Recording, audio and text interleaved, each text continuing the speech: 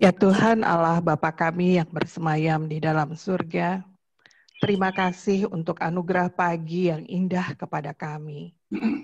Betapa senangnya hati kami mengetahui bahwa hari ini kami masih diberikan nafas kehidupan untuk menghirup udara segar dan mengagumi ciptaan Tuhan. Setiap detik yang Kau berikan sangatlah berharga ya Tuhan, karena tidak akan terulang kembali. Oleh karena itu kami ingin menggunakan setiap waktu kami dengan baik. Kami mohon hikmat bijaksana dari-Mu Tuhan untuk melalui hari ini dengan bijak dan memberikan manfaat bagi sesama kami. Ya Tuhan, kami rindu untuk mendengarkan suara-Mu di pagi hari ini. Bersama-sama dengan saudara-saudara kami akan memuji Tuhan, membaca renungan, membaca Alkitab dan merenungkannya ya Tuhan.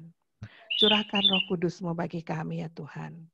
Untuk Bapak Pendeta Kadarmanto yang akan menyampaikan firman-Mu pada pagi hari ini. Untuk teman-teman petugas yang bertugas pada pagi hari ini. Untuk alat-alat yang kami gunakan, Tuhan berkati. Terima kasih ya Tuhan. Di dalam nama Tuhan Yesus kami naikkan doa kami. Haleluya, amin.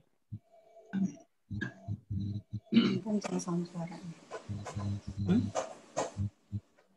Kayak mama kedengeran ya. Bapak Ibu, mari kita naikkan pujian dari KPK 292, baitnya pertama dan kedua, Sabda Nimpun Allah, yang akan dipandu oleh paduan suara koin.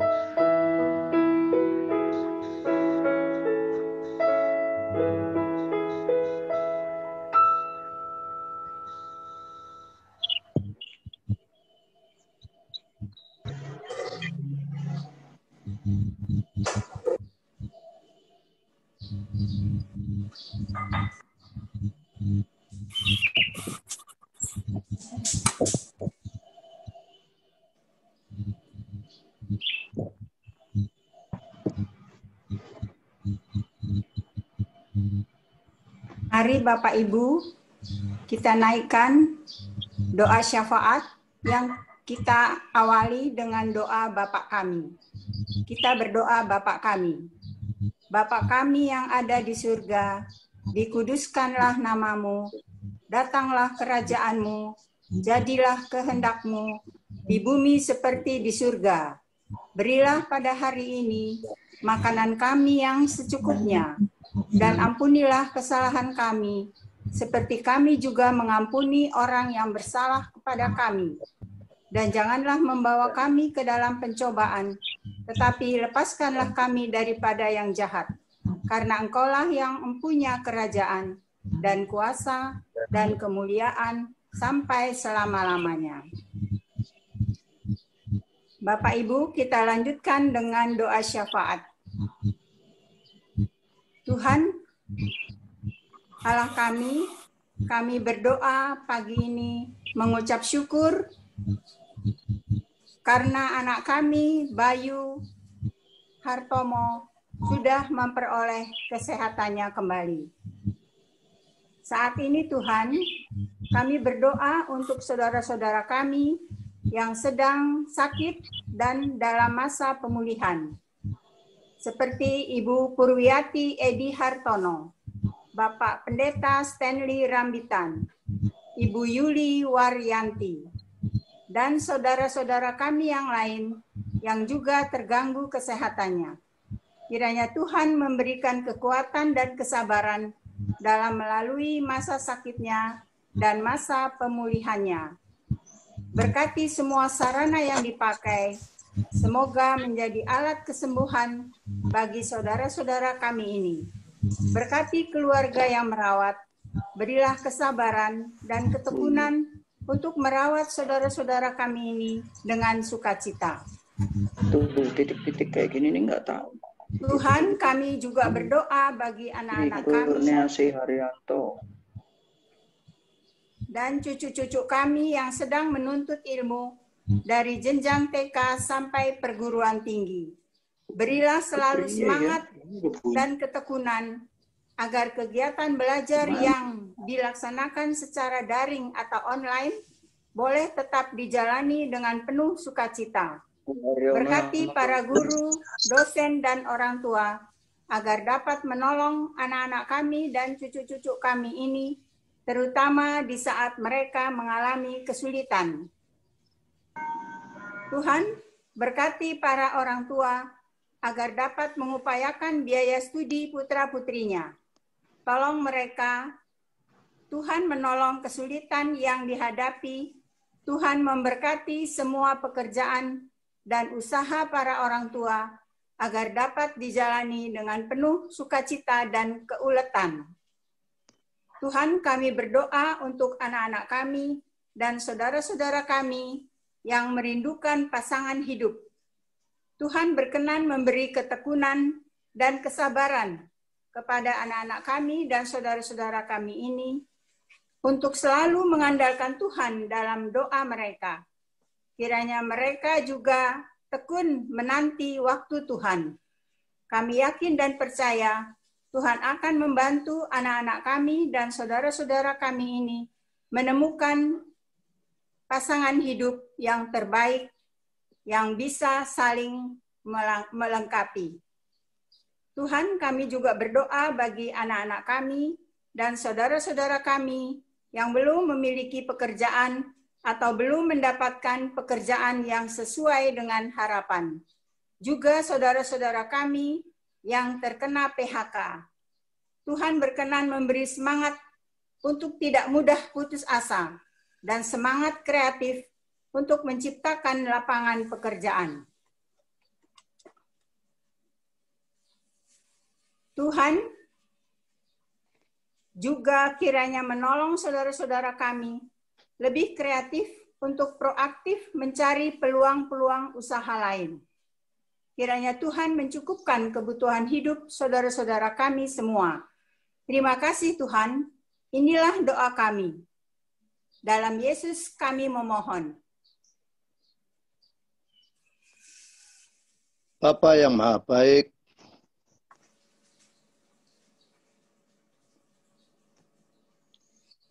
Kami juga berdoa untuk saudara-saudara kami yang menjalankan usaha atau perusahaan.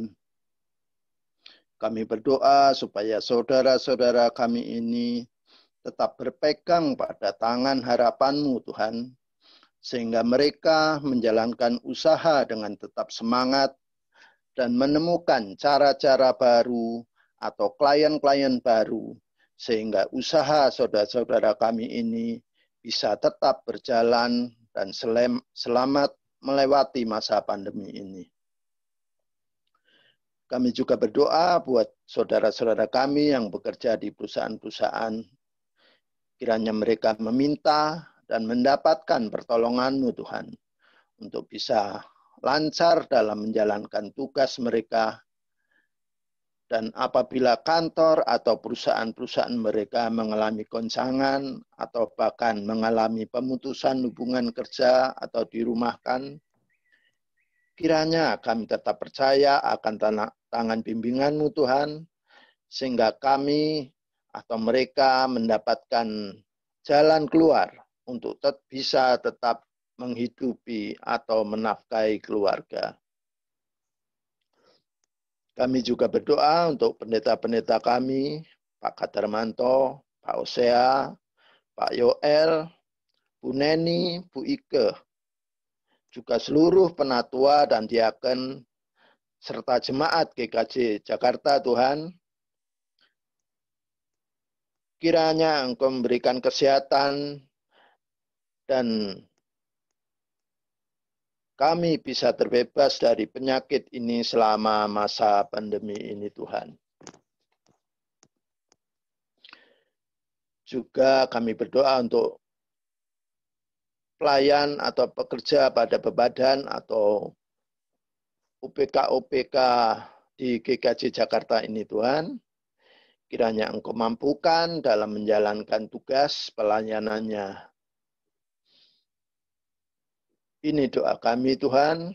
Dengar dan kabulkanlah doa kami.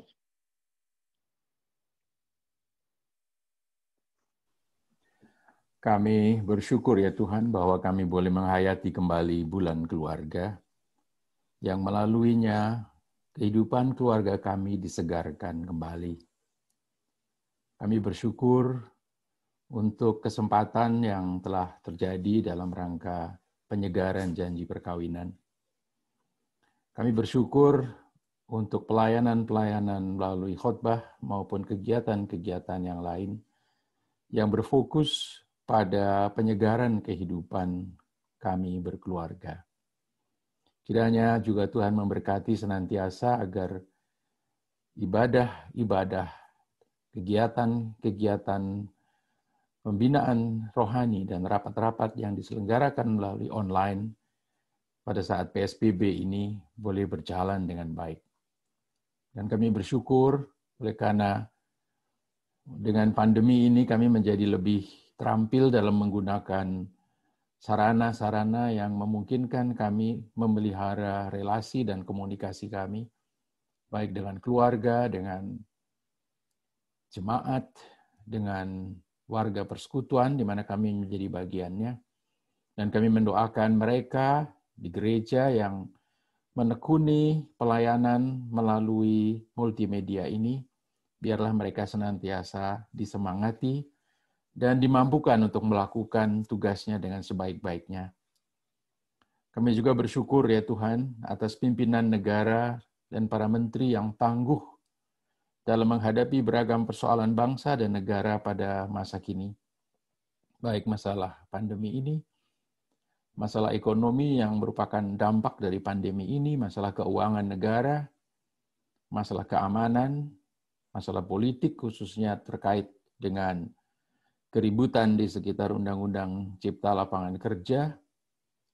Biarlah semua orang mau membaca dan mau belajar dari undang-undang itu dan orang boleh melihat manfaat tanpa menutup mata atas kekurangan-kekurangan yang masih dapat disempurnakan. Kami juga bersyukur bahwa penyediaan bahan kebutuhan sehari-hari bagi seluruh rakyat dan kami semua tetap tercukupi, sementara banyak negara telah mengalami resesi dan krisis Kami sangat bersyukur oleh karena para pemimpin negara dan para menteri serta orang-orang yang bertanggung jawab dalam kehidupan kami bersama. Tuhan beri kemampuan untuk mengatasi dan mencegah terjadinya hal-hal di atas. Dan biarlah ya Tuhan, roh damai sejahtera dan roh rekonsiliasi yang telah Kau berikan kepada umat-Mu juga membantu proses penyelesaian konflik-konflik di Papua dengan berkeadilan. Khususnya kami mengingat penembakan atas pendeta yang baru-baru ini terjadi di sana. Dan khusus untuk penanganan pandemi COVID-19, kami juga bersyukur untuk ketangguhan para pelayan medis dalam upaya mereka menemukan obat dan vaksin, para dokter, para perawat, dan semua orang dan pihak yang terkait. Kiranya kami boleh membantu dengan sikap kedisiplinan kami semua dan seluruh warga masyarakat dalam menerapkan protokol kesehatan. Kami pun bersyukur bahwa kami mempunyai kesempatan untuk melakukan pilkada dalam waktu dekat. Berkatilah dan jauhkanlah dari hal-hal yang buruk yang tidak diharapkan oleh seluruh masyarakat dan rakyat. Dan kini ya Tuhan, kami akan membaca Alkitab serta merefleksikan maknanya. Hadirlah kiranya di dalam roh-Mu yang kudus. Berdayakan kami untuk mengerti dan menghayati sabda-Mu dalam hidup kami sehari-hari, dalam hidup yang mencerminkan bakti kami kepadamu. Dalam pengasihan-Mu, doa kami ini kami naikkan, dengarkanlah doa kami. Amin. Nah, Bapak Ibu sekalian, saya lanjutkan dengan pembacaan Alkitab yang diambil dari Lukas pasal 11. Lukas pasal 11, Injil Lukas pasal 11 ayat 37 hingga ayat 42. Saya mendapat waktu kira-kira 15 menit. Mudah-mudahan saya bisa menggunakan waktu itu dengan sebaik-baiknya. Apakah suara saya didengar dengan baik? Halo? Baik, Pak. Bisa ya? Oke, baik. Lukas 11 ayat 37 hingga 41. Saya baca demikian. Ketika Yesus selesai mengajar, seorang Farisi mengundang dia untuk makan di rumahnya. Maka masuklah ia ke rumah itu lalu duduk makan. Orang Farisi itu melihat hal itu dan ia heran karena Yesus tidak mencuci tangannya sebelum makan. Ini tidak ada hubungannya dengan cuci tangan dalam protokol kesehatan pada masa COVID ya, Bapak Ibu. Tetapi Tuhan berkata kepadanya, "Kamu orang-orang Farisi, kamu membersihkan bagian luar dari cawan dan pinggan, tetapi bagian dalammu penuh rampasan dan kejahatan. Hai orang-orang bodoh, bukankah Dia yang menjadikan bagian luar, Dia juga yang menjadikan bagian dalam? Akan tetapi, berikanlah isinya sebagai sedekah, dan sesungguhnya semua akan menjadi bersih bagimu. Tetapi celakalah kamu, hai orang-orang Farisi, sebab kamu membayar perpuluhan dari selasih, inggu, dan segala jenis sayuran, tetapi kamu mengabaikan keadilan dan kasih Allah. Yang satu harus dilakukan, dan yang lain jangan diabaikan." Demikianlah sabda Tuhan ditujukan kepada umat Tuhan. Nah, kalau kita bayangkan dalam konteks kita di Indonesia, Yesus ini undangan, diundang makan.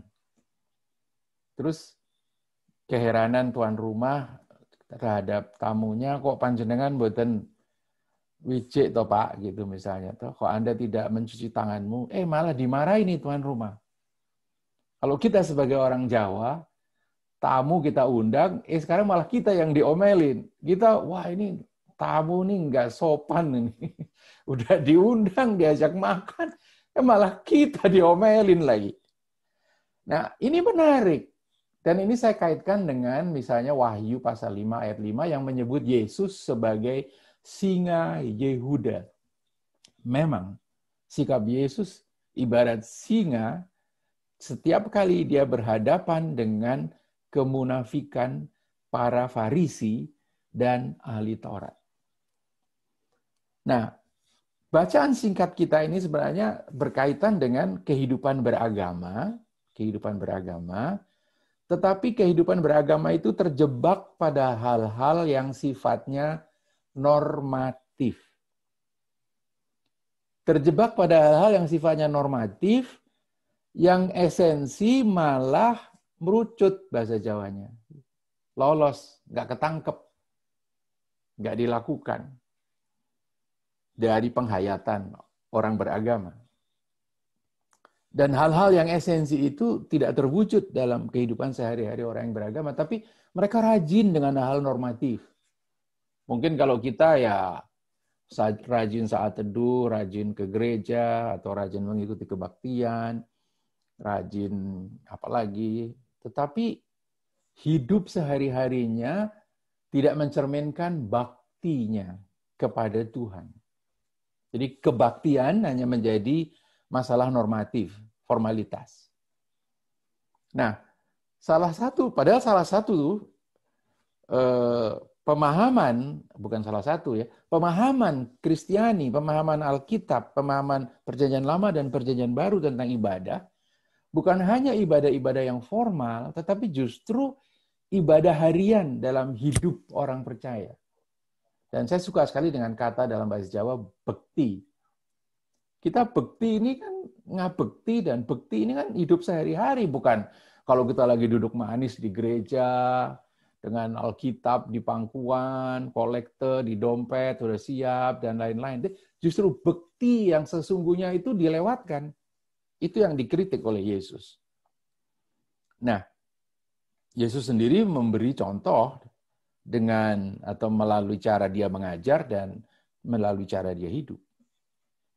Nah, bagi orang-orang Farisi dan ahli Taurat, kebaktian bukan lagi mengungkapkan bakti kita kepada Allah, tetapi telah menjadi ritual semata-mata. Melulu menjadi seremonial bahkan. Malahan menjadi pertunjukan. Jadi hati-hatilah. Kalau kita core, jangan kita imagine di gereja kayak pertunjukan. Itu bukan bakti itu. Itu show. Kita sering lupa kan? Nah, apalagi pakai kayak performance di panggung gitu lah, ampun. Bukan itu. Nah, hati-hati. Nah, orang Farisi ini kemudian juga menganggap ibadah itu bersifat transaksional, transaksi. Tuhan, aku berbakti, Tuhan, aku berdoa, Tuhan, aku memberi persembahan, aku dibales ya, diberi ya, berkat ya. Gitu. Ini jual beli namanya, bukan ibadah. Itu transaksi namanya. Nah, ibadah yang dikritik oleh Yesus adalah ibadah yang seperti itu.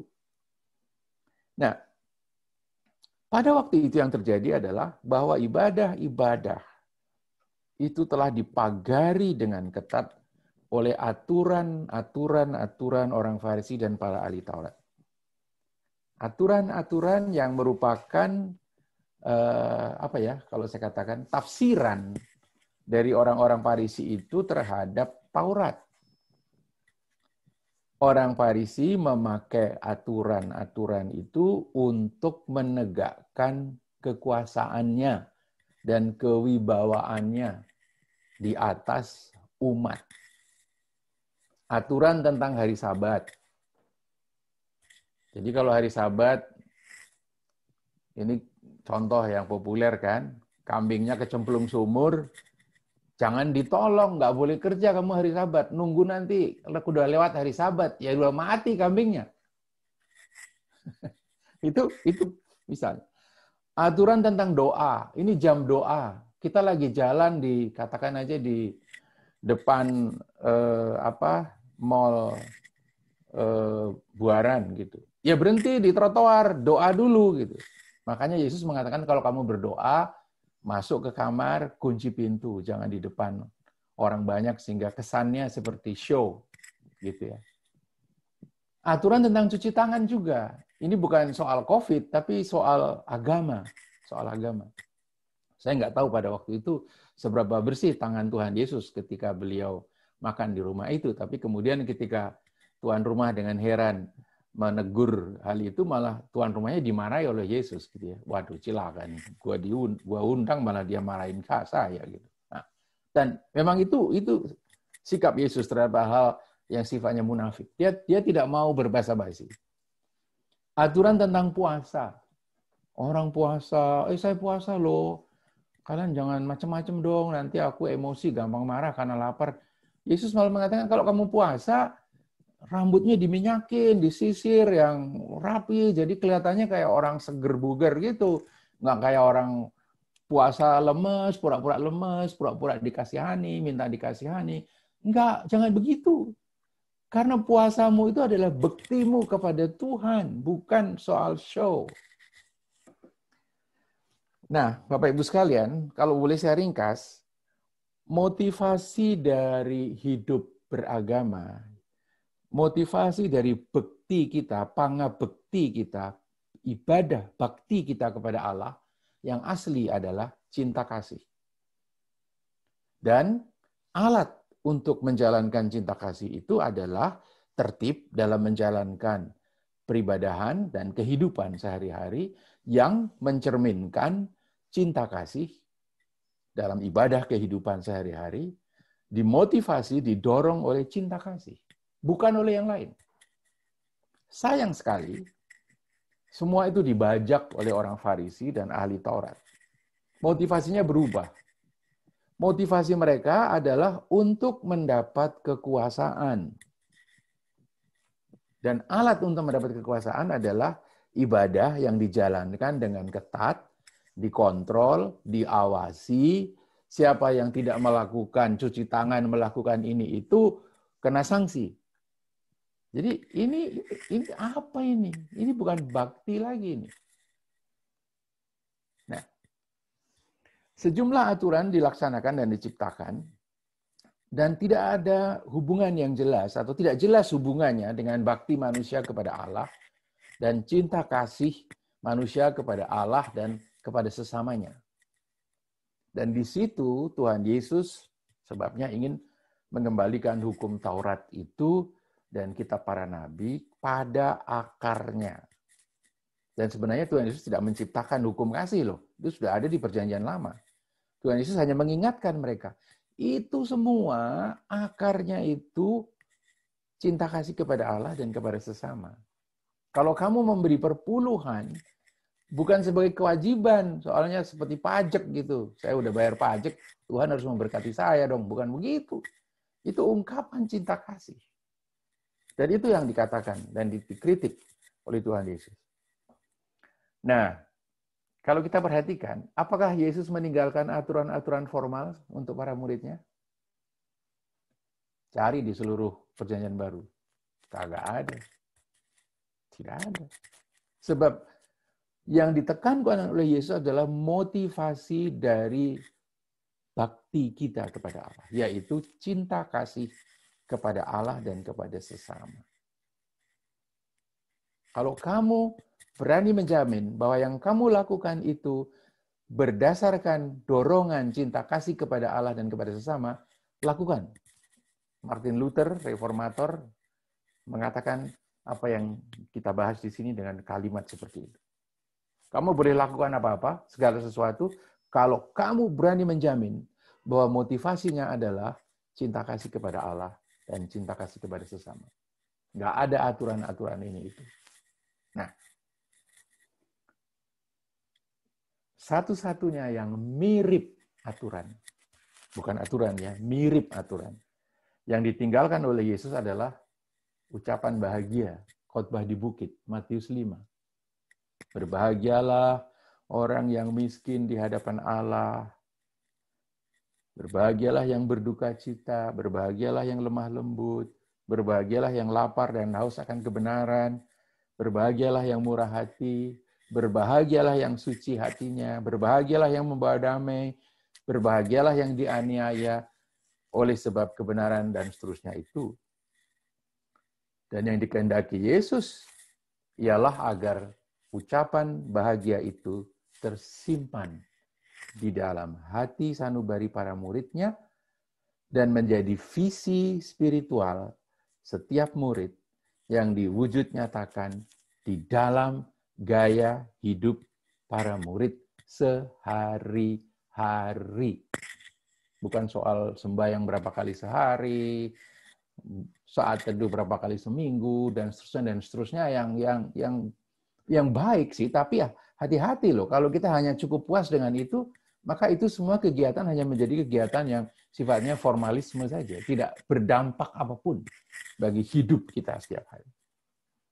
Nah, ucapan bahagia yang ditinggalkan oleh Yesus itu juga menjadi semacam kacamata baru atau cara pandang yang baru, cara melihat yang baru bagi para muridnya dalam hidup mereka sehari-hari, dalam relasi-relasi mereka dengan sesamanya dan dengan seluruh ciptaan. Ini singa tadi dalam tanda kutip marahnya karena ini, gitu ya. Jadi ya maaf saja kepada yang ngundang ya, nyuwun sewu, Anda mengundang orang yang galak nih, Anda tegur nggak cuci tangan malah kamu disikat. Ini kalau kita dramatisir dengan kehidupan sekarang ini, waduh, kita sebagai yang punya rumah yang mengundang bisa habis-habisan nih, kebakaran jenggot, kebakaran rambut, semuanya kita. Kebakaran hati juga bisa-bisa gitu. Ya Pak Mul ya. Nah, saat ini kita sedang menghayati bulan keluarga. Dengan tema yang menurut saya sangat menarik. Keluarga yang bersedia mendengarkan ya. Betul ya? Oke, keluarga yang bersedia mendengarkan. Dan sikap bersedia mendengarkan dapat mencegah kita bersikap absolut. Dapat mencegah kita bersikap mutlak. Dapat mencegah kita bersikap kaku. Dapat mencegah kita bersikap tidak mau berubah. Sikap mau mendengarkan mencegah kita untuk tidak bersikap kaku seperti itu. Bersikap tidak dapat ditawar-tawar, tidak bisa dinegosiasikan. Dan itu sikap orang Farisi dan ahli Taurat pada zaman Yesus. Nah, semoga di dalam keluarga-keluarga kita, di dalam keluarga-keluarga panjenengan sami, hal seperti itu tidak terjadi. Dan semoga juga di dalam gereja kita, hal mutlak-mutlakan itu tidak terjadi.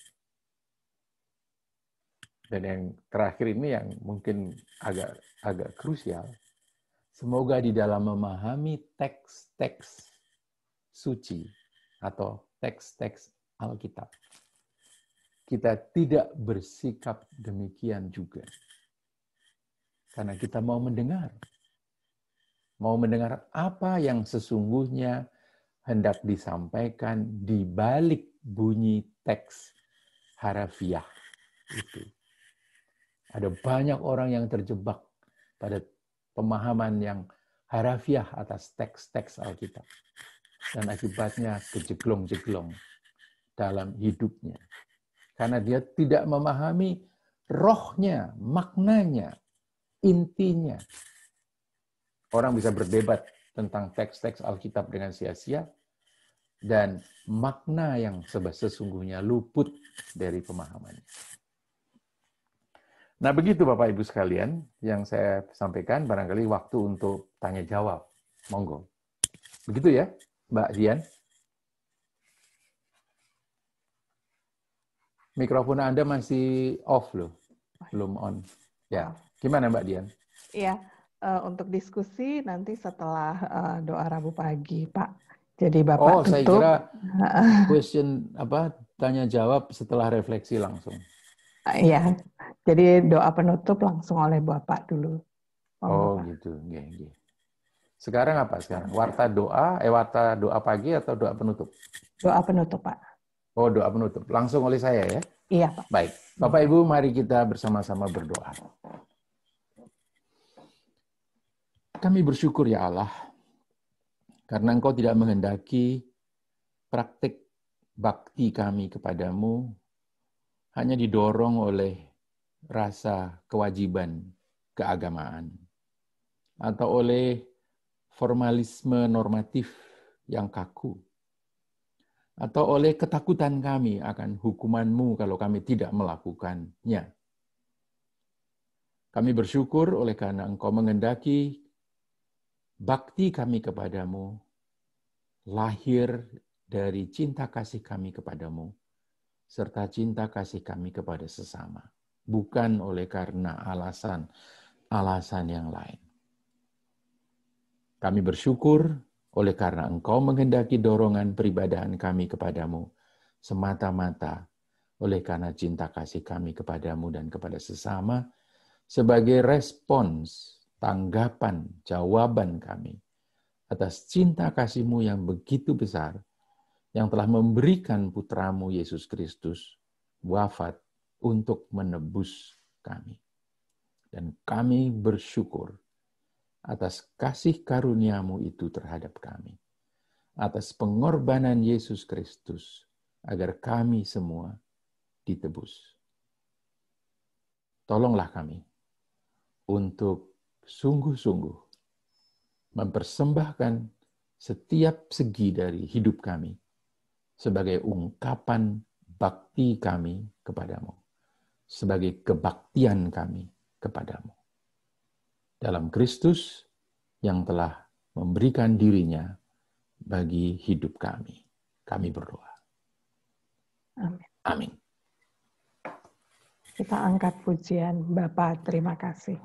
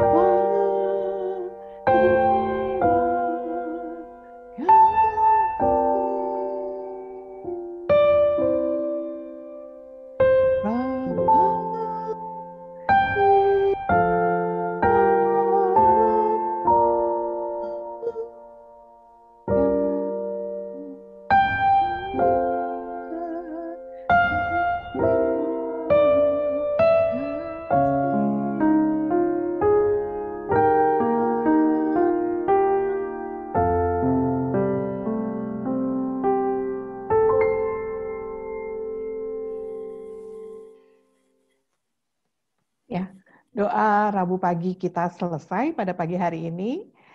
Terima kasih untuk Ibu Sri Kurniasi, Pak Nono, dan Pak Kadarmanto yang telah menyampaikan firman Tuhan. Kemudian Bapak Wisnu Priambodo yang boleh menjadi host pada pagi hari ini.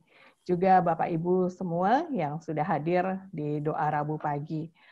Untuk Bapak Ibu yang ada pekerjaan mau meninggalkan link ini, kami persilahkan, dan Bapak Ibu yang mau tetap berada di link ini untuk berdiskusi setelah ini, kami persilahkan. Selamat beraktivitas hari ini, tetap sehat, tetap semangat untuk Bapak Ibu yang akan meninggalkan link ini terlebih dahulu. Terima kasih.